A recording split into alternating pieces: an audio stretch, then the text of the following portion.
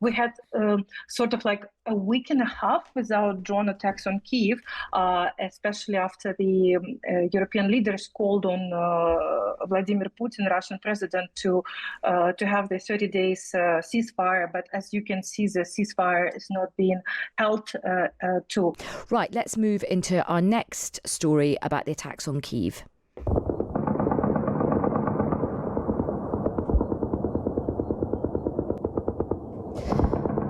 That's some audio of a major drone strike that Russia carried out on Kyiv overnight. These strikes killed at least 13 people and injured 56 across the country.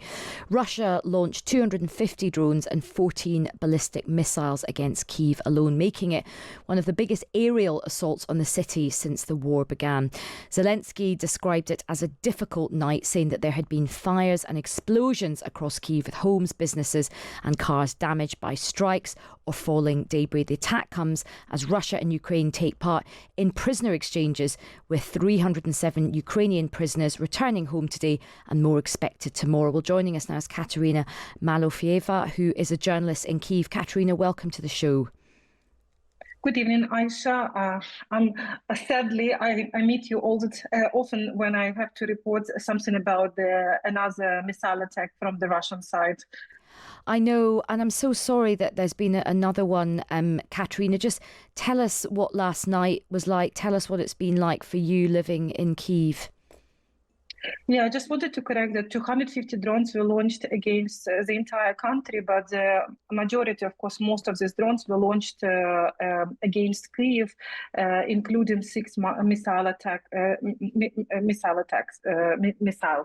ballistic missiles. Sorry. Well, yeah, we started hearing about the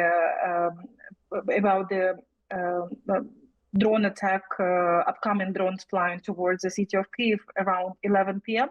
So, and the area alert started, and it lasted for more than 7 hours. And I mean, it was horrible because I could hear. I was literally counting drones, the Shahed drones, Russian made with the help of Iran drones.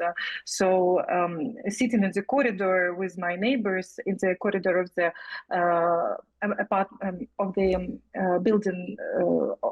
building entrance, sitting with the neighbors, hugging the corgi dog for the stress therapy. But it was very dangerous because it might sound the sound that you used. It's a sound of I guess I sent the video clip of a friend. It was interception of the drones, but it might Ukrainian forces did a very good job. They intercepted all the missiles and drones in Kyiv flying towards Kyiv, and we have here in Kyiv 15 injured, including 2 children. So no fatalities reported. But that even the small wreckage of this drone has a very massive impact on humans' apartments, and I live here, I live in particular in the left bank of the city of Kyiv, where I basically meet these drones when they fly from the Russian border. And in the late November last year, my apartment was partially damaged when the drone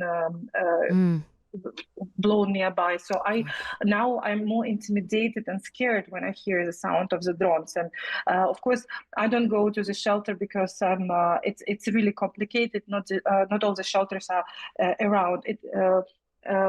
But when people with families, they go down to the metro and they hide. It happens. We're expecting tonight another wave of the attacks because Kyiv is celebrating the city day, the day of Kyiv. Oh, the day of Kyiv tomorrow, which is a holiday for the Ukrainian capital.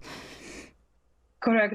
Here, at the moment, the weather changed, so it's raining right now. So it might affect the launch of the drones, but we will see because the weather is now changing very rapidly, and it might be another attack. But anyway, it's very difficult to live when you're constantly sleep deprived.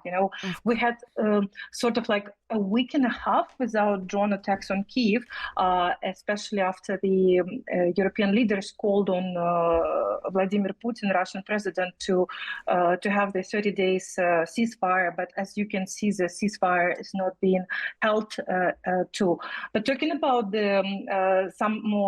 some happier news, we have like a second round of the exchange of the prisoners of war. Today, Ukraine received 307 Ukrainian soldiers. They will return tomorrow as expected. Another exchange. Some of these soldiers were in captivity for the past 3 years, and you could see the pictures and videos of families holding photos of their sons and husbands, and asking and meeting all these newcomers who haven't been at home for 3 years, like, have they heard anything about them and when they are coming back?